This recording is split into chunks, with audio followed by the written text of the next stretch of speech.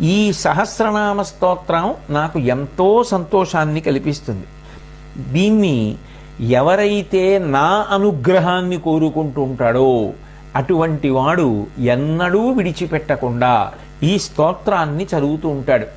శ్రీచక్రాన్ని అర్చించగలిగినా అర్చించలేకపోయినా, పంచదశి మహామంత్రాన్ని ఉపదేశం పొంది జపించినా జపించలేకపోయినా, కేవలం ఈ శ్రీలలితా సహస్రనామ స్తోత్రాన్ని ప్రతిరోజు బాగా చదువుకోవడం అలవాటైతే వారికి విశేషమైనటువంటి అనుగ్రహము నా నుండి ప్రసరిస్తుంది అని ఆ తల్లి ఆ రోజున వసిన్యాది దేవతలను అనుగ్రహించింది.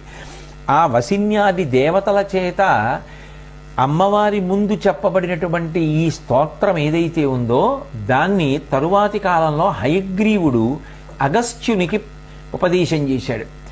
అగస్త్యునికి ఉపదేశం